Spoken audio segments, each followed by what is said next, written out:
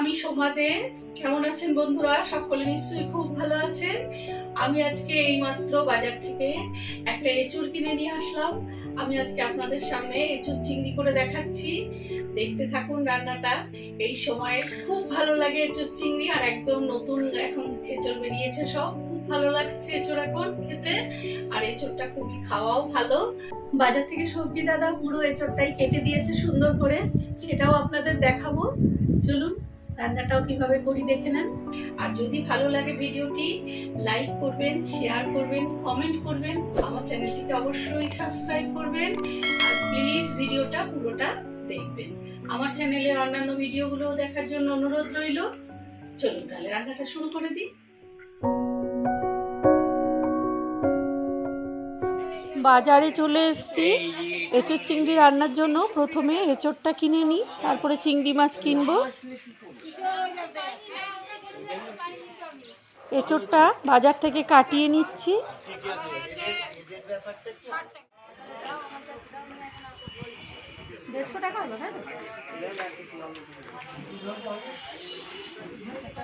সম্পূর্ণ এঁচড়টা কাটা হয়ে গেছে।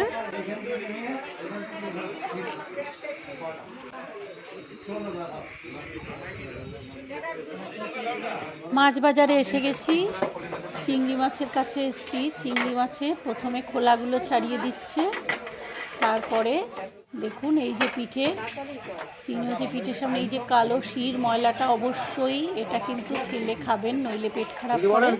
এই মাছের দাদা সম্পূর্ণ চিংড়ি মাছটা আমাকে সুন্দর করে পরিষ্কার করে দিল। এঁচড়টা কিনে নিয়ে বাড়িতে এসেছি। এবার এঁচড়টা একটা বড় পাত্রে ঢেলে খুব ভালো করে ধুয়ে নেব। এঁচড়ের বিচিগুলো এখনও বেশি একটা বড় হয়নি যে আলাদা করে বাছতে হবে। বাজার থেকে যেমন করে কেটে দিয়েছে এই অবস্থায় রান্না করা যাবে। পরিষ্কার করে দুবার করে জল দিয়ে ধুয়ে নিলাম।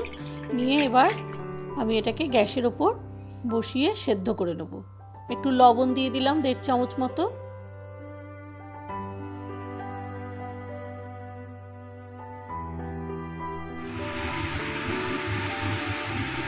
হাই ফ্লেমে 10 মিনিট ফোটার পরে গ্যাসের ফ্লেমটা সিমে করে দিয়ে আরও 10 মিনিট ফুটিয়েছি। এঁচড়টা 80% মতো সেদ্ধ করে নিলাম। সম্পূর্ণ গলে গেলে কিন্তু এঁচড় খেতে খুব খারাপ লাগবে। রান্নার সময়, কষানোর সময় বাকিটা হয়ে যাবে। জলটা ঝরিয়ে নিলাম। এরকম সাইজ করে বেশ খানিকটা আলু কেটে নিয়েছি। আর চিংড়ি মাছগুলোকে খুব পরিষ্কার করে 2-3 বার ধুয়ে নুন হলুদ মাখিয়ে রেখেছি। কড়াইতে তেল বসিয়েছি, তেলটা গরম করে চিংড়ি মাছগুলো প্রথমে ভেজে নিচ্ছি। প্রথমে হাফ চিংড়ি মাছটা দিয়েছিলাম, পরে বাকি হাফটা দিয়ে ভেজে নেব। খুব হালকা করে এরকম ভাজা হবে। তুলে নিলাম চিংড়ি মাছগুলো।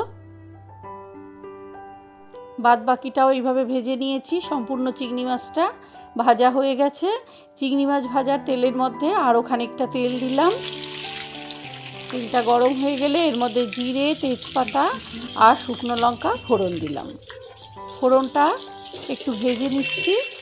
এবার এর মধ্যে কাটা যে আলুগুলো ছিল সেই আলুগুলো দিয়ে ভেজে নিচ্ছি। আলুর মধ্যে একটু লবণ আর হলুদ দিয়ে নিলাম। আলুটা একটু ব্রাউন হয়ে গেলে এর মধ্যে পেঁয়াজ দিলাম। কুচানো পেঁয়াজ 2 বড় সাইজের দিয়ে দিলাম।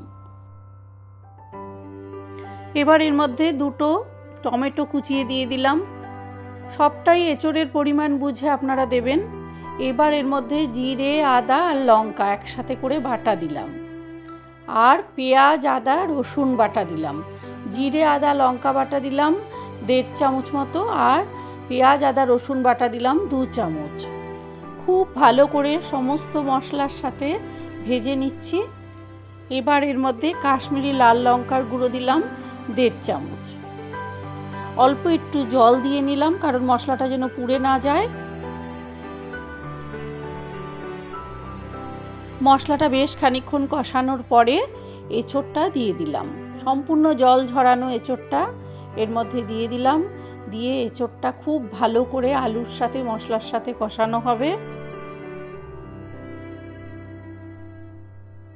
5-7 মিনিট এঁচোড়টা কষানোর পরে এর মধ্যে 1.5 চামচ, ছোট চামচের 1.5 চামচ চিনি দিলাম আর 1 চামচ লবণ দিলাম।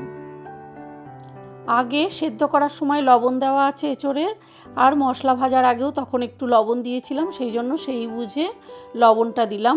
সম্পূর্ণ এঁচোড়টা খুব ভালো করে কষানো হয়ে গেছে। এঁচোড়টা দেওয়ার পরে বেশ অনেকটা টাইম ধরে কষাতে হবে, তবে সেই এঁচোড় চিংড়ির খুব ভালো স্বাদ হবে। এবার আমি এর মধ্যে 1.5 গ্লাস জল দিলাম। এঁচোড়ের পরিমাণ বুঝে আপনারা জল দেবেন। এঁচোড়টা একটু ফুটে আসলে অবশ্যই নুন মিষ্টিটা চেক করে নেবেন আপনারা। জলটা দেওয়ার পরে খুব ভালো করে নাড়াচাড়া করে একটু এঁচোড়টা সেদ্ধ হতে সময় দিচ্ছি। এই এঁচোড় চিংড়িটা এত ভালো হয় খেতে, বিয়েবাড়ির স্বাদকেও হার মানাবে। মিনিট 5-7 ফোটার পরে এঁচোড়টা, তারপরে এর মধ্যে আমি চিংড়ি মাছগুলো মিশিয়ে দিলাম। ভাজা চিংড়িগুলো দিয়ে দিলাম, দিয়ে চিংড়ি মাছটার সঙ্গে একটু ভালো করে নাড়াচাড়া করে দিলাম এঁচোড়টা। আরও 5-7 মিনিট ফুটাবো গ্যাসের ওপর রেখে। এখন ফ্লেমটা লো টু মিডিয়াম এরকম করা আছে। প্রায় হয়ে এসছে এঁচোড় চিংড়িটা। এবার আমি এর মধ্যে ঘি দিয়ে দিলাম, বড় চামচের প্রায় 2 চামচ মতো ঘি দিয়ে ভালো করে নাড়াচাড়া করে দিচ্ছি। দেখুন এঁচোড়টা কিন্তু একদম বেশি সেদ্ধ হয়নি, নরম হয়েছে, কিন্তু কোনো এঁচোড় ছেড়ে যায়নি বা গলে যায়নি। সেই এঁচোড় খেতে খুব ভালো হবে। ঠিক এইভাবে 80% সেদ্ধ করার পরে কষাবেন, তবে সেই এঁচোড়ের ডালনা খেতে খুব ভালো হয়। আপনারা চাইলে এই সময় একটু গরম মশলাও অ্যাড করতে পারেন। এঁচোড় রান্নাটা আমার একদম রেডি হয়ে গেছে। গ্যাসটা এবার অফ করে দিলাম। 5 মিনিট গ্যাসের উপরে স্ট্যান্ডিং টাইম দিয়ে রেখে দিয়েছিলাম। এবার আমি পরিবেশন করছি। দেখুন কি অসাধারণ এঁচোড় চিংড়ি রান্না হয়েছে। দারুণ স্বাদের এই এঁচোড় চিংড়িটা অবশ্যই আপনারা বানিয়ে ফেলুন। একটু ঠান্ডা হলে ঝোলটা আরেকটু গাঢ় হয়ে যাবে, খুব সুন্দর লাগবে।